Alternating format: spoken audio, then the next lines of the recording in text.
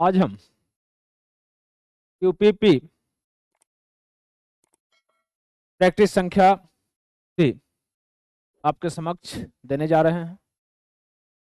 इसका अभ्यास करिए और समय देख करके अभ्यास कीजिए और कोशिश ये करना है कि ये 70 क्वेश्चन जो हिंदी और सामान्य ज्ञान का जो दिया गया है ये आपको आधे घंटे में करना है, ताकि ये समय फिर आपको कवर हो करके रंगने के लिए भी मिल सके। उसी में रोल नंबर भरना पड़ता है, उसके लिए भी समय चाहिए, और मैथ में ले जाकर के आपको समय देना है। जब इसमें से जितना जल्दी इसको कर ले जाएंगे उतना ही आपके लिए बेहतर होगा। तो अभ्यास करना आप शुरू कर दीजिए। प्रैक्टिस संख्या 3 प्रस्तुत की जा रही है। इसमें क्वेश्चन नंबर 1 शुरू है कि विश्व पर्यावरण दिवस मनाया जाता है। 4 विकल्प आपके पास दिए गए हैं। 5 दिसंबर को, 5 सितंबर को, 5 जून को या 5 जनवरी को। तो विश्व पर्यावरण दिवस 5 जून को मनाया जाता है, तो विकल्प संख्या सी सही है। तो विकल्प संख्या सी पर हम क्या करेंगे, टिक लगा देंगे कि विकल्प संख्या सी सही है।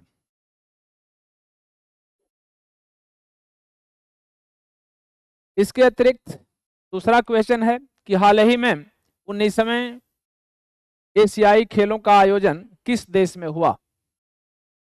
भारत में हुआ, चीन में हुआ, श्रीलंका में हुआ या जापान में हुआ। तो यह एशियाई खेलों का जो 19वां सम्मेलन हुआ है या आयोजन हुआ है वह चीन में हुआ है, इसलिए विकल्प संख्या बी सही है।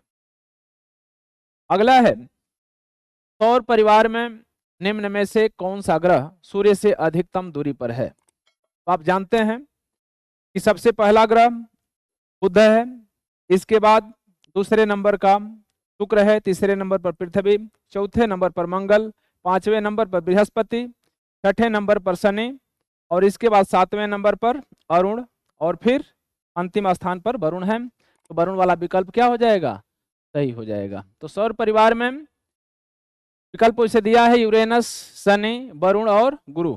वरुण इसमें से क्या हो जाएंगे, सबसे अधिकतम दूरी पर हो जाएंगे। और अगर विकल्प आ जाता है कि सबसे न्यूनतम दूरी पर कौन है, तो बुध है। चौथा क्वेश्चन आपके पास है कि राज्य मानवाधिकार आयोग के अध्यक्ष की नियुक्ति कौन करता है। राज्यपाल, मुख्यमंत्री, उच्च न्यायालय के न्यायाधीश या इनमें से कोई नहीं। तो राज्य मानवाधिकार आयोग के अध्यक्ष की नियुक्ति राज्यपाल द्वारा की जाती है, इसलिए विकल्प संख्या ए सही हो जाएगा।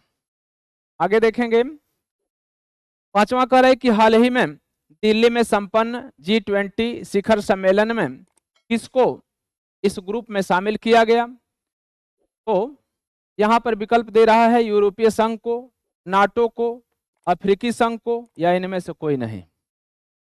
तो हाल ही में जो दिल्ली में G20 शिखर सम्मेलन हुआ उसमें अफ्रीकी संघ को शामिल किया गया है, तो विकल्प सी संख्या क्या है इसमें की सही हो जाएगी। तो सी वाला विकल्प सही हो जाएगा।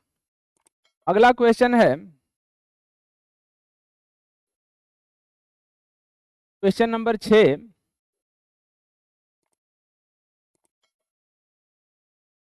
कि निम्न में से मूल अधिकार है संपत्ति का अधिकार, समानता का अधिकार, 6 से 14 वर्ष तक के बालकों को निःशुल्क और अनिवार्य शिक्षा, उपर्युक्त बी और सी। तो डी वाला विकल्प इसका सही होगा, क्योंकि संपत्ति का अधिकार जो है वह इसमें से हटा करके और कानूनी अधिकार बना दिया गया है, इसलिए समानता का अधिकार और 6 से 14 वर्ष के बालकों को निःशुल्क शिक्षा, अनिवार्य शिक्षा का जो प्रावधान है वह इसके अंतर्गत है, इसलिए विकल्प संख्या हमारा जो सी है वह सही हो जाएगा। तो हम लगा देंगे विकल्प संख्या डी। आगे देखिए,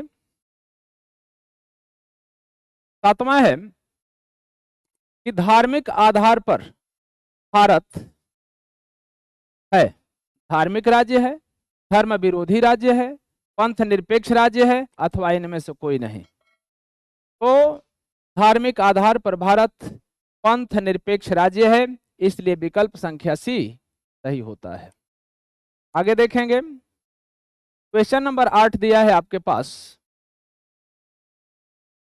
कि रिकेट्स बीमारी किसके अभाव से होती है? Vitamin A, vitamin B, vitamin C, vitamin D. तो रिकेट्स नाम की जो बीमारी होती है वह विटामिन संख्या डी के कारण होती है, इसलिए इसको सूखा रोग भी बोलते हैं। तो विटामिन डी वाला क्या हो जाएगा? सही हो जाएगा। और पूछेगा कि यह विटामिन डी प्राप्त कैसे होती है? तो सूर्य के प्रकाश से। आगे देखेंगे, भारत में केंद्रीय व्यवस्थापिका का नाम है संसद, लोकसभा, विधानसभा और राज्यसभा। तो अगर केंद्र पर जाकर के जो व्यवस्थापिका बनती है उसका विकल्प संख्या ए सांसद सही हो जाएगा। आगे देखेंगे, 10वां क्वेश्चन आपके पास है कि लोकसभा के सदस्यों का निर्वाचन किया जाता है।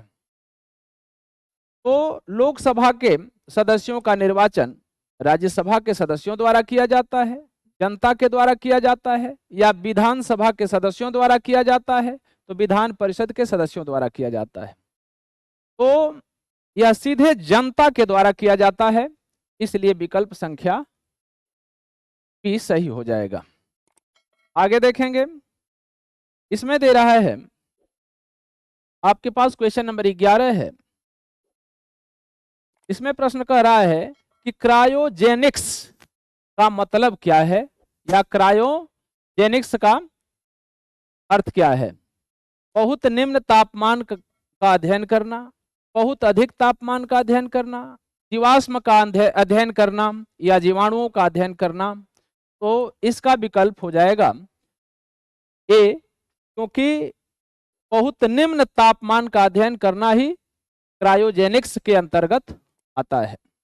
विकल्प संख्या ए सही हो जाएगा।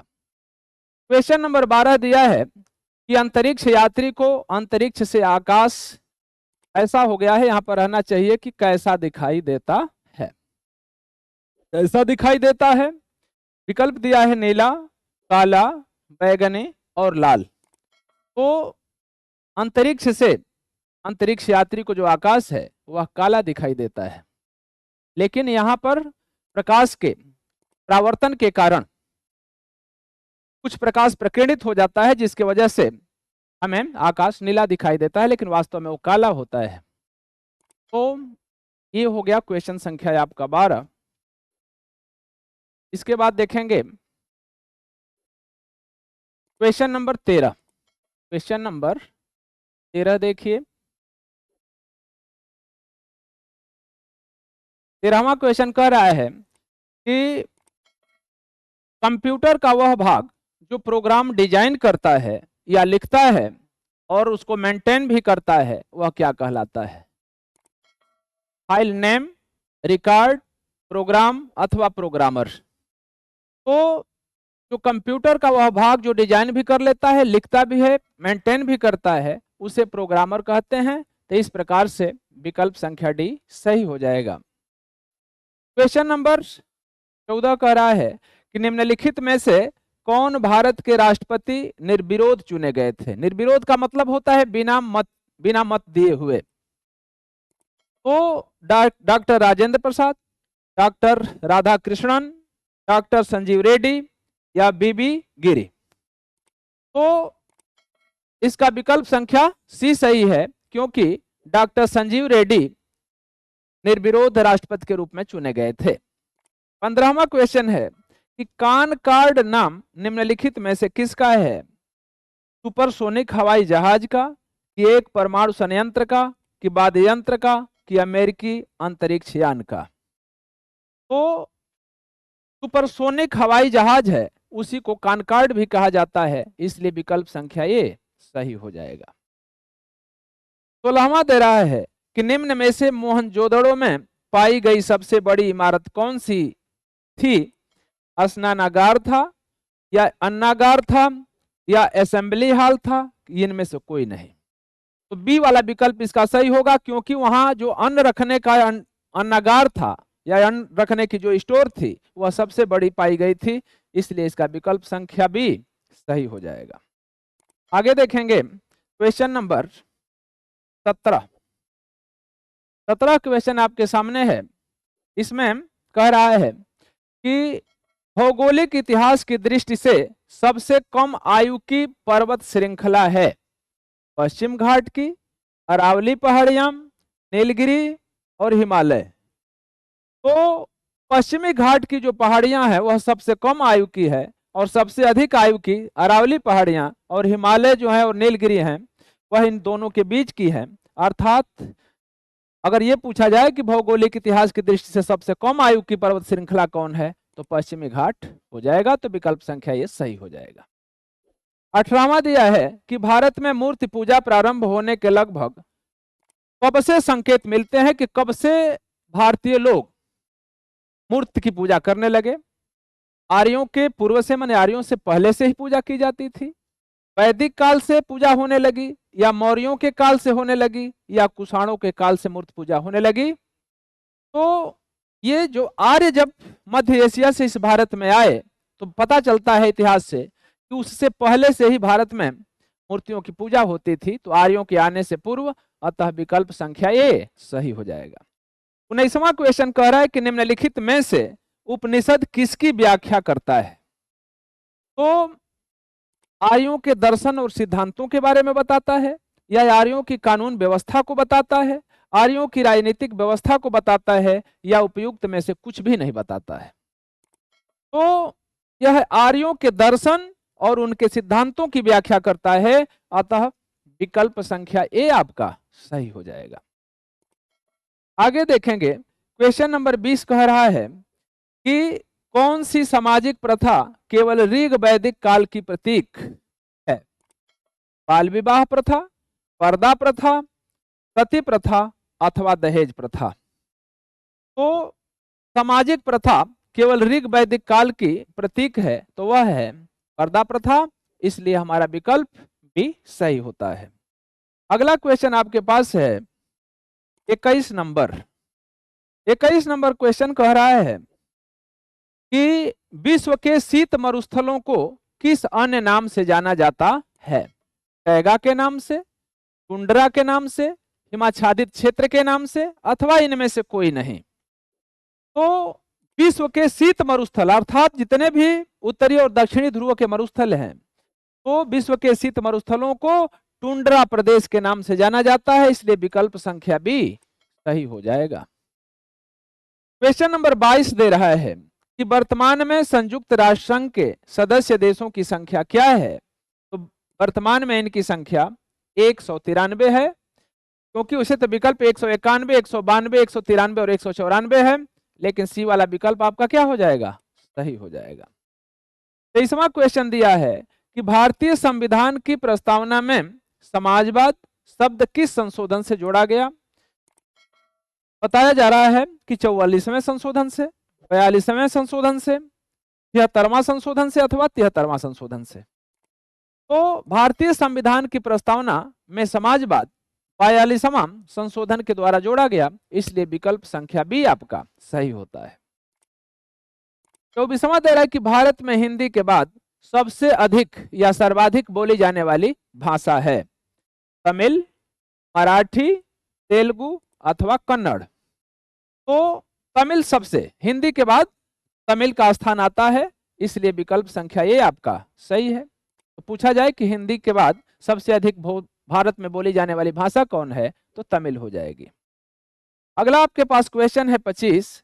भारतीय कैलेंडर के अनुसार प्रथम माह है। तो भारतीय कैलेंडर का मतलब कि भारतीय जो कैलेंडर है, जो ये पंचांग चलता है ऋषिकेश वगैरह का, तो उसमें उसके अनुसार जो भारतीय महीना है, ये जनवरी फरवरी वाला नहीं, भारतीय महीना वह क्या है, बैसाख है कि श्रावण है कि फाल्गुन है कि चैत्र है। तो आप जानते हैं कि चैत्र से शुरू होता है, इसलिए इसका विकल्प संख्या डी सही है। आगे आप देखेंगे क्वेश्चन नंबर 26। क्वेश्चन नंबर 26 आप देख रहे हैं आप अपने स्क्रीन पर कि वाणिज्य के किस क्षेत्र से बुल तथा बियर जुड़े हुए हैं? बुल का मतलब बैल या सांड जिसको कहते हैं, बियर माने भालू। कह रहे कि वाणिज्य के माने, वाणिज्य माने होता है व्यापार, व्यापार के किस क्षेत्र से ये दोनों जुड़े हुए हैं, बुल और बियर? विदेशी व्यापार से, आंतरिक व्यापार से, शेयर बाजार से अथवा बैंकिंग से। तो इसका विकल्प हो जाएगा सी सही, क्योंकि शेयर बाजार से ये जुड़े हुए हैं। क्वेश्चन नंबर दिया है 27 कि फिजी द्वीप समूह किसका अंश है? इंडोनेशिया का है, मलेशिया का है, ऑस्ट्रेलिया का है अथवा अमेरिका का है? तो फिजी द्वीप समूह ऑस्ट्रेलिया का एक अंश है, इसलिए विकल्प संख्या सी सही हो जाएगा। 28वां क्वेश्चन दिया है कि नासिक में किस नदी के किनारे कुंभ मेला लगता है? अब विकल्प दिया है गंगा, महानदी, गोदावरी और सतलज। तो नासिक में गोदावरी नदी के किनारे कुंभ मेला लगता है, इसलिए आपका विकल्प सी सही हो जाएगा। 29वां क्वेश्चन कह रहा है कि घेघा रोग किसकी कमी से होता है?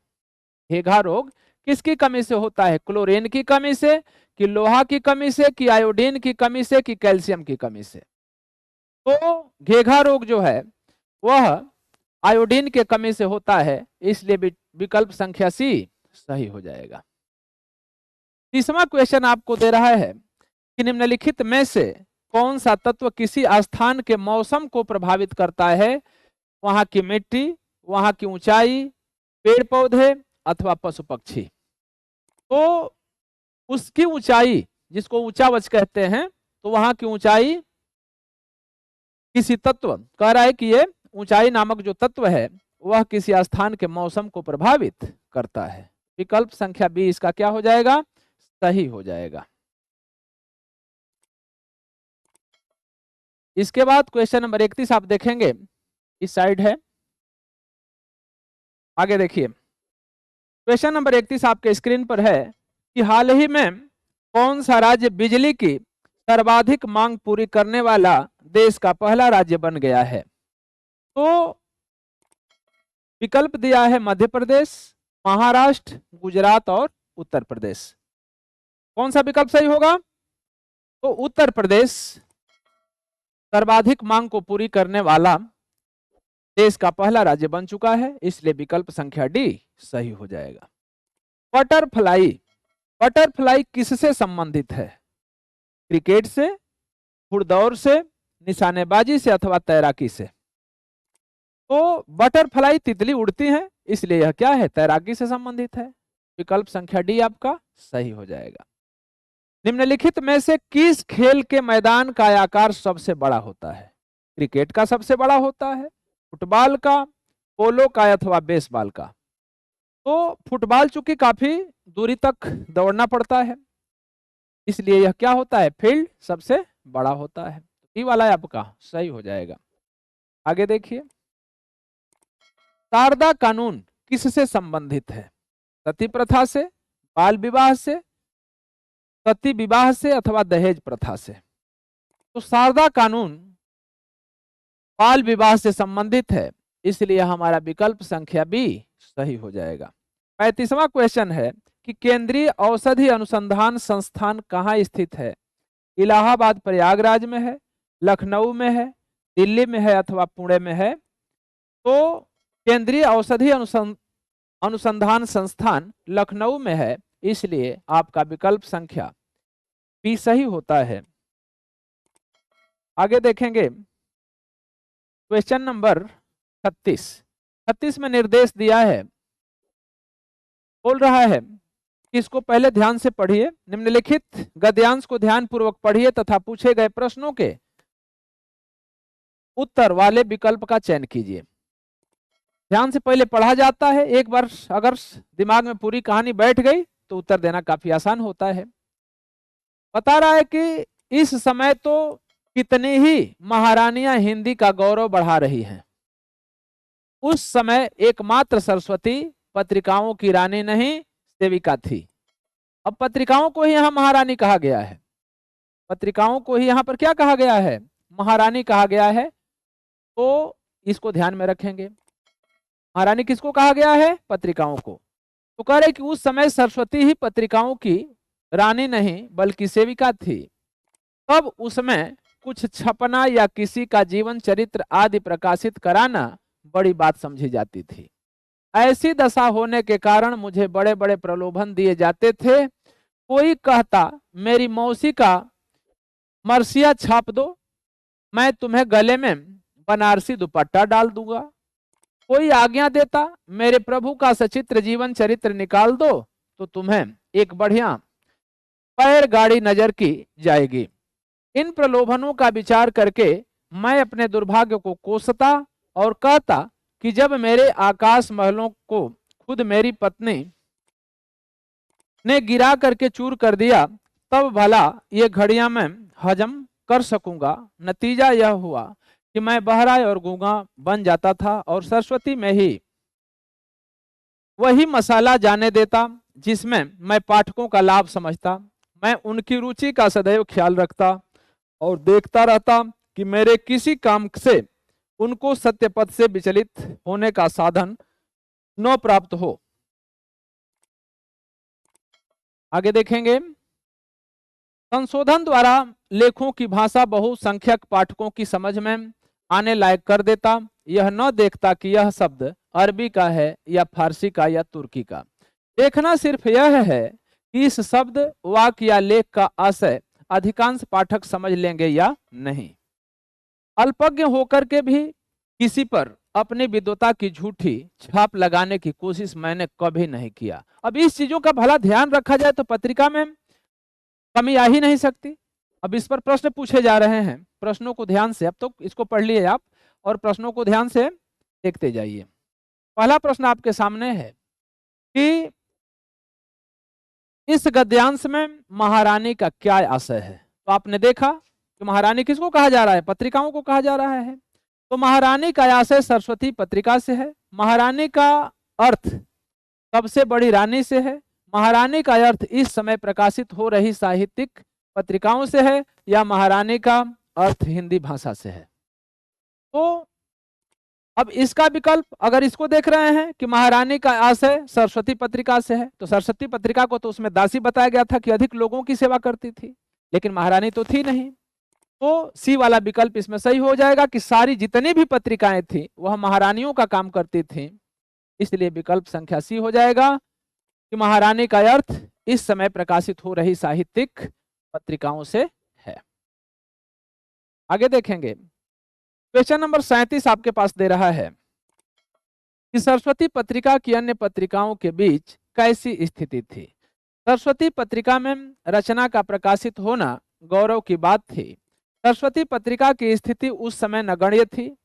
सरस्वती पत्रिका के पाठक बहुत ही कम थे। सरस्वती पत्रिका उस समय बच्चों की पत्रिका मानी जाती थी। तो इसमें देखिए, सरस्वती पत्रिका अन्य पत्रिकाओं के बीच कैसी इसकी स्थिति थी, तो इसका विकल्प ए सही होगा कि सरस्वती पत्रिका में रचना का प्रकाशित होना गौरव की बात थी, क्योंकि उसमें आया था कि यह गौरवशाली लोग समझते थे अपने उसमें छपवा लेना। आगे देखेंगे, क्वेश्चन नंबर है यहां पर 38। आगे देखिए, क्वेश्चन नंबर 38, सरस्वती पत्रिका में किस प्रकार की रचनाएं छपती थीं। इसमें 4 विकल्प आपको मिले हैं। पालोपयोगी रचनाएं, फिल्म एवं खेल जगत से संबंधित, पाठकों के लिए लाभकारी सामग्री, राजनीतिक खबरें। तो इसमें पाठकों के लिए लाभकारी सामग्री छपती थी। इसमें तो सरस्वती पत्रिका में। 39 में दिया है कि सरस्वती पत्रिका के संपादक का क्या प्रयास रहता था। कभी देखे हैं कि फालतू चीजों को छापने नहीं चाहते थे, बल्कि पाठक के लिए लाभकारी चीजों को छापते थे। तो दिया है विकल्प कि वे चाहते थे कि प्रकाशित सामग्री को आम पाठक आसानी से समझ लें। वे नवयुवकों के लिए अधिक से अधिक सामग्री प्रकाशित करना चाहते थे। वे चाहते थे कि इस पत्रिका में राष्ट्रीय आंदोलन से जुड़ी खबरें छपें। उनका प्रयास था कि हिंदी में संस्कृत के अतिरिक्त अन्य भी भाषा के शब्द न लिखे जाएं, या अत्यंत कठोर भाषा के शब्द न लिखे जाएं। तो इसमें का विकल्प आपका सही होता है ए, कि वे चाहते थे कि प्रकाशित सामग्री को आम पाठक तक आसानी से समझ लें, या आम पाठक भी इसे समझ लें। इस चीज का हमेशा ध्यान रखा जाता था। क्वेश्चन नंबर 40 आपके पास है कि सदैव शब्द जो इसमें आया है, सदैव शब्द का संधि विच्छेद कीजिए। तो आप जानते हैं इसमें विकल्प दिया गया है कि सदधन एव, सदाधन एव, सदाधन इव, असदधन एव एव। तो इसमें कौन सा विकल्प सही होगा? बी वाला सही होगा, क्योंकि सदैव का संधि विच्छेद सदाधन एव होता है। क्वेश्चन नंबर 41 दिया है कि वर्तनी, शुद्ध वर्तनी का चयन कीजिए। अस्पृश्यता को लिखने के लिए कह रहा है कि इसको अस्पृश्यता लिखा जाएगा कि अस्पृश्यता लिखा जाएगा, कि अस्पृश्यता लिखा जाएगा, कि अस्पृश्यता लिखा जाएगा। तो सी वाला विकल्प इसका सही है और अस्पृश्यता को इस तरह से लिखा जाएगा। आगे दिया है कि कवि, कवि का स्त्रीलिंग क्या होता है? कवयित्री होता है, कवित्री होता है, कवयित्री होता है या कवित्री होता है? तो इसका विकल्प सी सही है। बार बार परीक्षा में पूछा जाने वाला क्वेश्चन है, कवि का स्त्रीलिंग क्या होता है? तो कवयित्री होता है। 43वां क्वेश्चन है कि बादल का पर्यायवाची क्या है? नीरद, अंबुजा, नीरज अथवा अंबु। तो नीरद, निर माने होता है पानी, द माने देने वाला अर्थात बादल। तो बादल का पर्यायवाची इसमें से नीरद है। बकिया अंबुजा, नीरज, अंबु, अंबु माने जल होता है, अंबुजा माने अंबु से जन्मा हुआ अर्थात कमल, नीरज माने भी कमल होता है, इसलिए विकल्प ए सही हो जाएगा। 44 क्वेश्चन दे रहा है कि मीन का पर्यायवाची क्या है? तिखी होता है, सापक है, विभावरी है अथवा मत्स्य है। तो मीन का जो पर्यायवाची शब्द है वह है मत्स्य। मत्स्य माने होती है मछली, या मीन माने भी होता है मछली। क्वेश्चन नंबर 45 है कि दिए हुए शब्दों में भिन्न अर्थ वाला शब्द छांटिए। आत्मजा, नंदिनी, भार्या अथवा कन्या।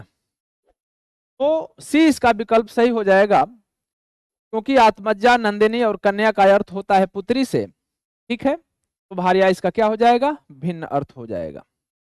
अगला क्वेश्चन देखेंगे आप, क्वेश्चन नंबर 46। 46 नंबर क्वेश्चन है आपके पास।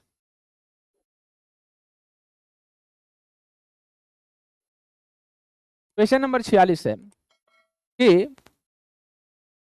अनुपम शब्द का पर्यायवाची शब्द बताना है। स्वर्गीय होता है, लौकिक होता है, पार्थिव होता है अथवा अद्वितीय होता है। तो अनुपम का अर्थ होता है अद्वितीय, अर्थात जिसके समान कोई दूसरा न हो, तो उसका पर्यायवाची अद्वितीय शब्द हो जाएगा, इसलिए विकल्प संख्या डी सही हो जाएगा। कान का कच्चा होना, मुहावरा आता है, तो कान का कच्चा होने का अर्थ क्या है? कम सुनना, सुनी हुई बात पर विश्वास कर लेना, दूसरे की बात को मान लेना, या कान का कमजोर होना। तो सुनी हुई, दूसरों से कुछ सुन लिए बात था उसको मान लिए, तो उसको कांच का कच्चा होना कहा जाता है। कांच का कच्चा होने का अर्थ है सुनी हुई बात पर विश्वास कर लेना, इसलिए विकल्प संख्या बी सही है। आगे देखिए, ख वर्ण आगे दिया है कि ख वर्ण किसके योग से बना हुआ है? तो यह क और मूर्धन्य स के संयोग से बना हुआ है, लेकिन इसमें विकल्प क और च दिया है, क छ दिया है और क स दिया है। तो यह विकल्प संख्या ए सही हो जाएगा, क्योंकि क और मूर्धन्य स के सहयोग से बना हुआ है क्षत्रिय। 49 का सवाल दे रहा है कि इंद्रियों को जीतने वाले के लिए एक शब्द क्या है? दूरदर्शी, अतचित, कुशाग्र बुद्धि, जितेंद्रिय। जिसने अपने इंद्रियों को जीत लिया हो उसको जितेंद्रिय कहते हैं, इसलिए विकल्प संख्या डी आपका सही हो जाएगा। क्वेश्चन नंबर 50 दिया है कि पवन का संधि विच्छेद है पौधन अवन, पौधन वन, पोधन अन, पौधन अन।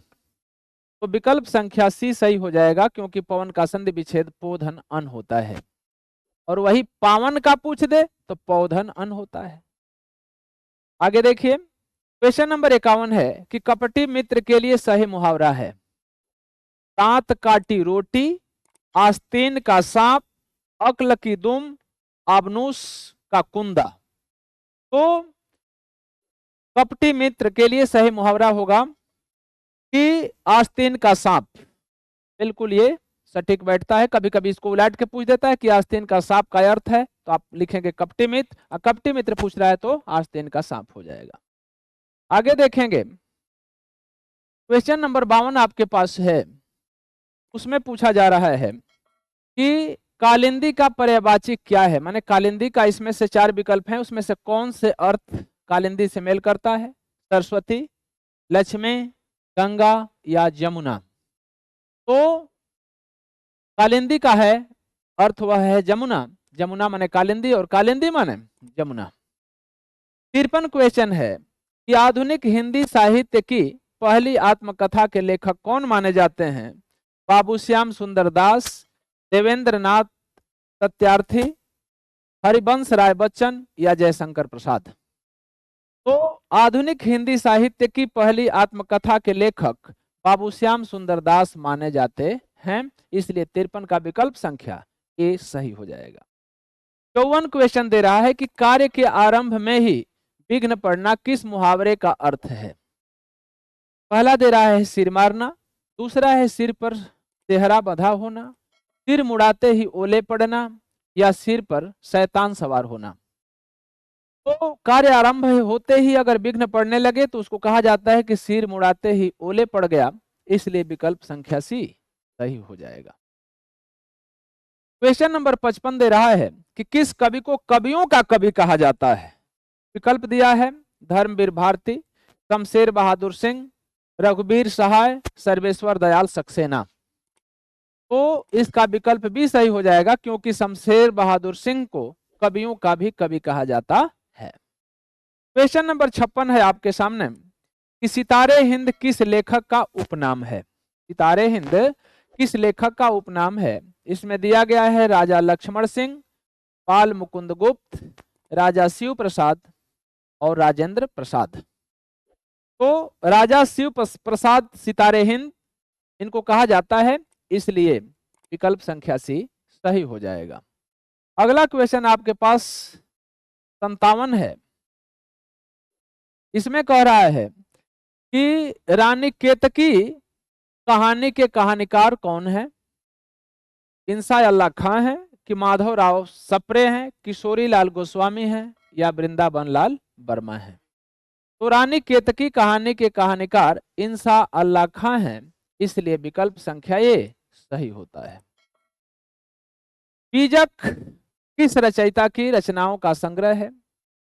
जायसी का है, तुलसी का है, कबीर का है या सूरदास का है?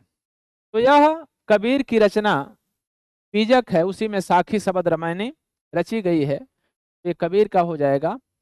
विकल्प संख्या सी इसका सही हो जाएगा। क्वेश्चन नंबर 59 आपके स्क्रीन पर दिखाई दे रहा है। यह 59 में कह रहा है कि आंसू किसकी प्रमुख काव्य ग्रंथ है? किसका? तो आप इसमें देखेंगे कि आंसू किसका प्रमुख काव्य ग्रंथ है। मैथिली शरण गुप्त का है कि जयशंकर प्रसाद का है कि सूर्यकांत त्रिपाठी निराला जी का है कि सुमित्रा नंदन पंत का है?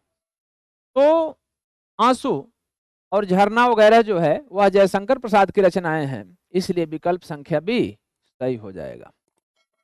60 नंबर क्वेश्चन है कि सत्यार्थ प्रकाश ग्रंथ की भाषा है संस्कृत, गुजराती, हिंदी अथवा मराठी। तो सत्यार्थ प्रकाश की जो भाषा है वह हिंदी है, इसलिए हमारा विकल्प बी सही होता है। अगला निर्देश देखिए, कह रहा है कि 61 से लेकर के 65 तक काले शब्दों के लिए विपरीतार्थक शब्द का चयन करके रिक्त स्थानों की पूर्ति कीजिए।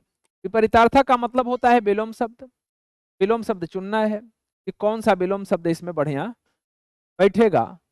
तो ये आपका शब्द दिया है कर्कश।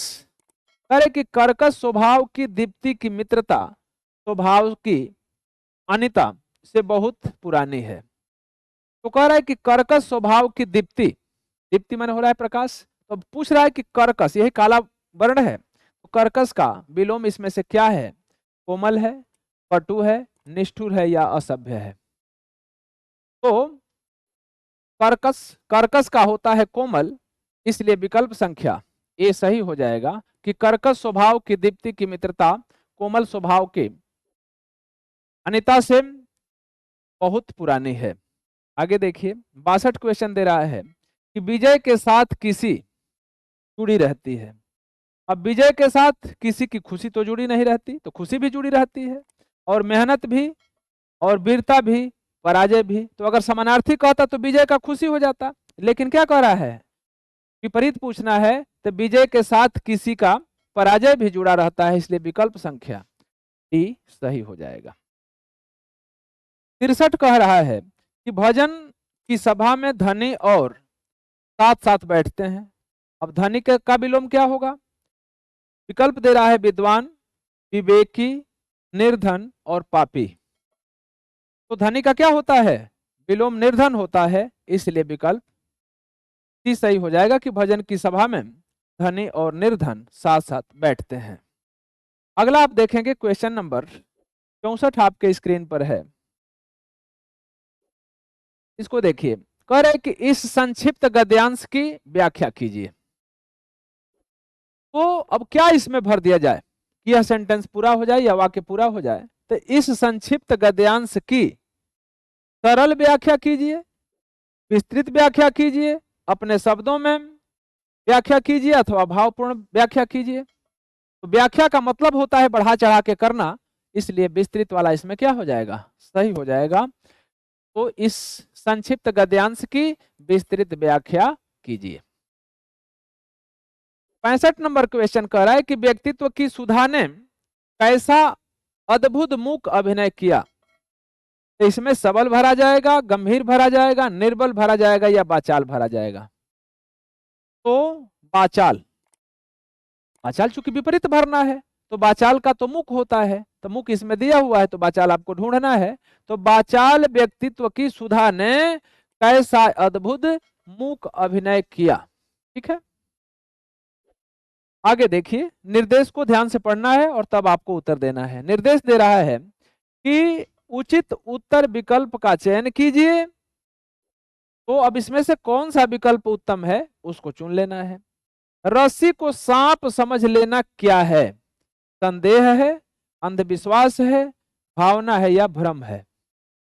तो यहां पर रस्सी को सांप समझ लेना भ्रांतिमान अलंकार के आता है, के अंतर्गत आता है, इसलिए रस्सी को सांप समझना एक भ्रम है। 67 नंबर क्वेश्चन है, आयु में बड़े व्यक्ति को क्या कहेंगे? ज्येष्ठ कहेंगे, पूजनीय कहेंगे, वरिष्ठ कहेंगे, या कनिष्ठ कहेंगे? तो आयु में जो बड़ा व्यक्ति है उसको ज्येष्ठ बोला जाता है, इसलिए विकल्प संख्या बी सही हो जाएगा। 68 नंबर क्वेश्चन आपके सामने है, अनुशासनात्मक कार्यवाही की प्रक्रिया के फलस्वरूप पद से नीचे उतारने को क्या कहते हैं? तो अगर नीचे उसको उतार रहे हैं तो उसको पदावनति कहते हैं, या पद से अवनति कर देना कहते हैं, लेकिन विकल्प इसमें दिया है प्रोन्नति, पदोन्नति, पदा अवनति और पदावधि। तो ये तो होगा नहीं। पदोन्नति माने होता है और उन्नत कर देना, प्रोन्नति माने भी ऊंचा उठाना। तो अगर उसको नीचे उतार रहे हैं तो विकल्प संख्या सी सही हो जाएगा, क्योंकि पद से अवनित कर रहे हैं, नीचे उतार रहे हैं। अगला क्वेश्चन है आपके स्क्रीन पर, क्वेश्चन नंबर 59। 59 में कह रहा है, 69 में कह रहा है कि विस्मय अस्थाई भाव किस रस में होता है? विस्मय अस्थाई भाव किस रस में होता है? विभत्स में होता है, अद्भुत में होता है, शांत में होता है, अथवा हास्य में होता है? तो विस्मय अस्थाई भाव अद्भुत रस में होता है, इसलिए विकल्प संख्या बी सही हो जाएगा। 70 नंबर क्वेश्चन है कि निम्नलिखित में से किस रस का अस्थाई भाव शोक होता है? रौद्र रस का, वीर रस का, करुण रस का, अथवा भयानक रस का? तो करुण रस का अस्थाई भाव शोक होता है, इसलिए विकल्प संख्या सी सही है। इसी तरह से आप लोग इसका अभ्यास करते रहिए। ठीक इसके पीछे मैथ और रीजनिंग के क्वेश्चन जा रहे हैं, ध्यान से आप अभ्यास करते रहिए और प्रयास करिए कि एक सीट आपको कंफर्म करना है। थैंक्स।